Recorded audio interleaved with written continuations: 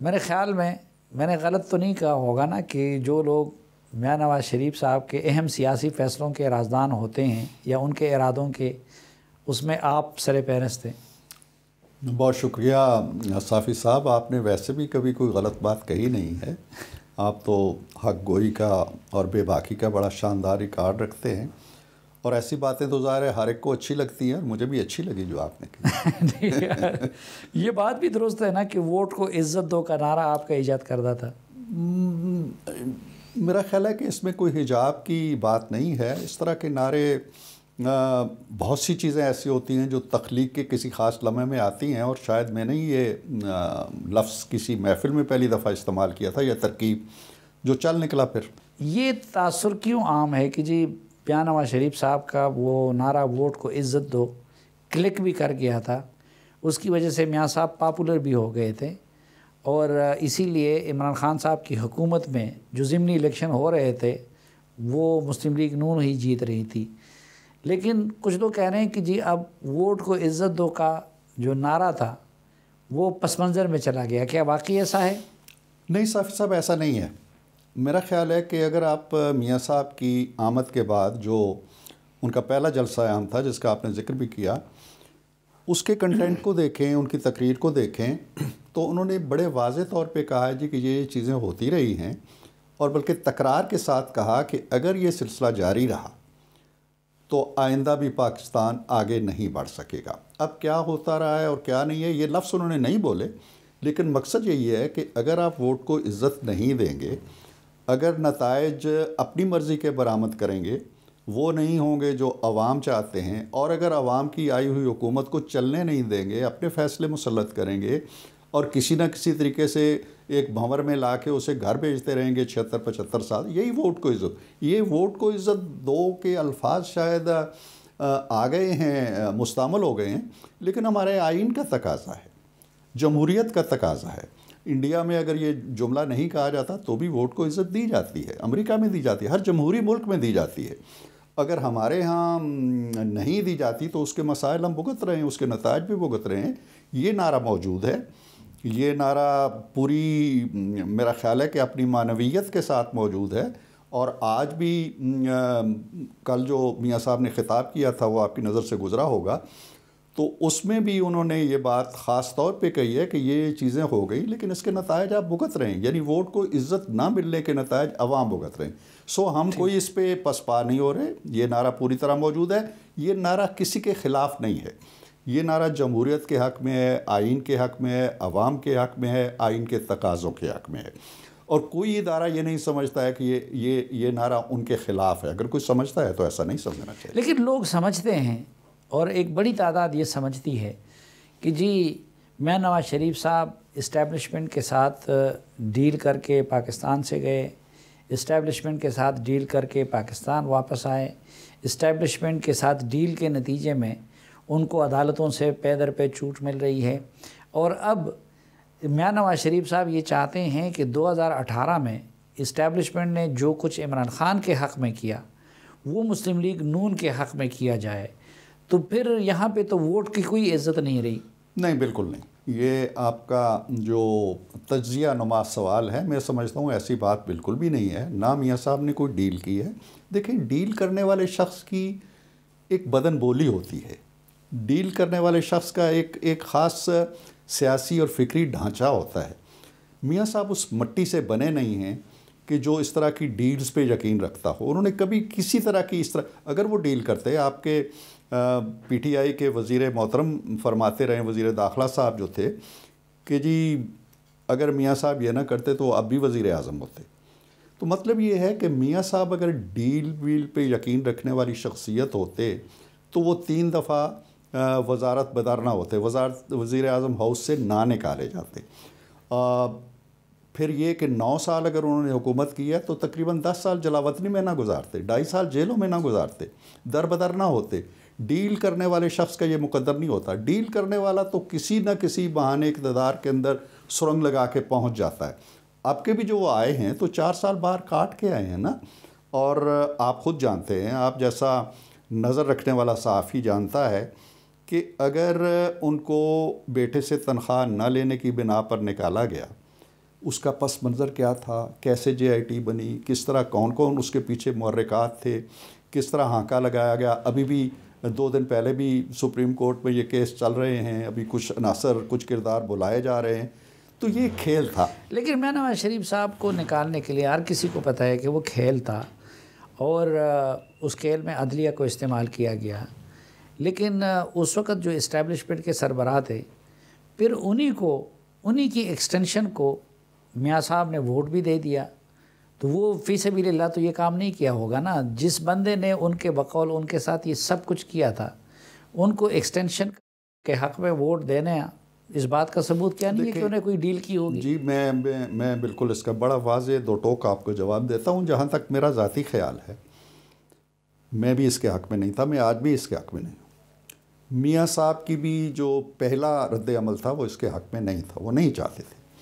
یہاں کی جو پارٹی تھی اس کا خیال یہ تھا کہ ہم اگر یہ کام کریں گے تو شاید ایک بحران جو ہے جو پیدا ہو سکتا ہے وہ ٹل جائے گا. کنونس کیا گیا ان کو. دوسری بات یہ ہے کہ یہ تاثر بھی غلط ہے کہ ہم نے ایکسٹینشن دی. ان کو ایکسٹینشن دے چکے تھے عمران خان صاحب، اگست میں اس کا اعلان ہو چکا تھا. اور جب یہ معاملہ کھوسو صاحب نے لے لیا کسی اور وجہ سے، ان کے اپنے محرکات تھے، تو وہاں سے انہوں نے پارلیمنٹ کو کہہ دیا جی یہ کام کرے. پارلیمنٹ کرتی یا نہ کرتی، ایکسٹینشن ہو چکی تھی، اس کا نوٹیفیکیشن بھی ہو چکا تھا. ہم نے نوٹیفیکیشن پہ یا ان کی ایکسٹینشن پہ انگوٹھا نہیں لگایا. ہم نے ایک لیکونا جو بتایا گیا جی نہیں کیا کسی اور نے تھا. لیکن جس طرح جماعت اسلامی نے ووٹ نہیں دیا تو آپ لوگوں نے جنرل باجوہ کے ایکسٹینشن پہ پھر انگوٹھا کیوں لگایا؟ میں نہیں لگایا. ہم نے ایکسٹینشن پہ نہیں لگایا، ہم نے اس قانون پہ لگایا جو ان کے لیے نہیں بن رہا تھا. وہ ہمیشہ کے لیے ایک ترمیم ہو رہی تھی قانون کے اندر تاکہ اس کو ایک میتھڈالوجی دے دی جائے.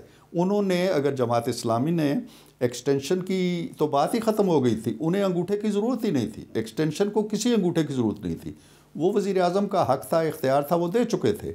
قانون کے لیے جماعت نے ووٹ نہیں دیا، ہم نے قانون کے لیے دے دیا. وہ قانون کو ووٹ دینا جو تھا وہ یہ سمجھا جاتا ہے کہ جیسے ہم نے ان کی ایکسٹینشن کو ووٹ دیا، اور کسی حد تک ٹھیک سمجھا جاتا ہے کہ فیسیلیٹیشن ہوئی اس سے. لیکن یہ بھی کیا حقیقت نہیں ہے کہ اس وقت ٹھیک ہے بیماری وجہ تھی، لیکن میاں نواز شریف صاحب کو جنرل باجوہ اور جنرل فیض نے ہی مذاکرات کے نتیجے میں باہر بھجوایا؟ مجھے اس کا علم نہیں ہے، مذاکرات کا بالکل بھی علم نہیں ہے.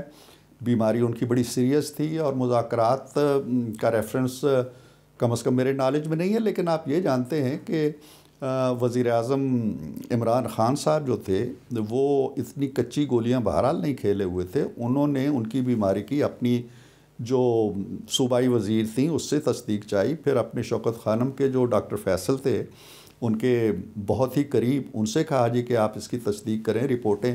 وہ سارا چیک کر کے ان کی بیماری کی سیریسنس کو اسٹیبلش کر کے انہوں نے جانے دیا.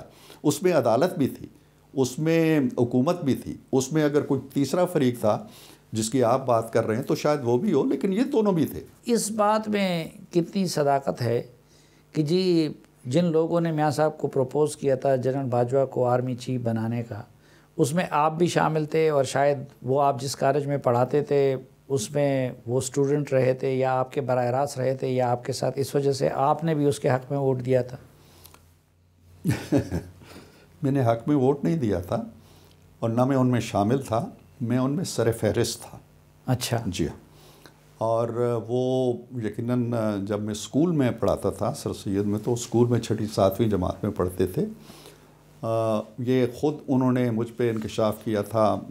ایک دن میں کہیں جا رہا تھا کراچی اور ایئرپورٹ بیٹھا ہوا تھا، تو عاصم باجوہ صاحب اس وقت ISPR میں ہوتے تھے. وہ آئے جی کہ جنرل صاحب آپ سے ملنا چاہتے ہیں. میں نہیں جانتا تھا، ان کی شکل کو بھی میں نہیں پہچانتا تھا. ظاہر ہے کہ 6ٹھی 7ویں کلاس کا بچہ کہاں. اور تو آ کے ملے، انہوں نے کہا جی کہ میرا نام یہ ہے اور میں آپ کا شاگرد ہوں.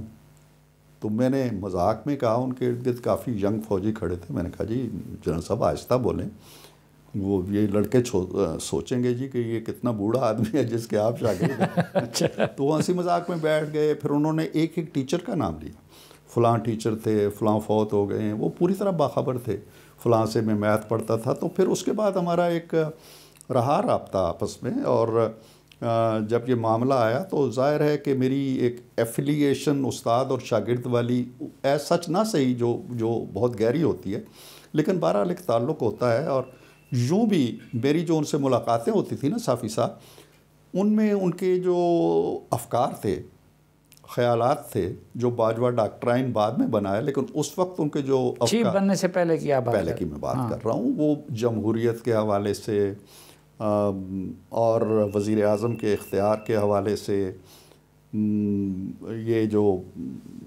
غیر ریاستی عناصر کے حوالے سے، بھارت کے ساتھ تجارت کے حوالے سے، تعلقات کے حوالے سے، وہ بہو آلموسٹ وہی تھے جو میاں صاحب کے تھے.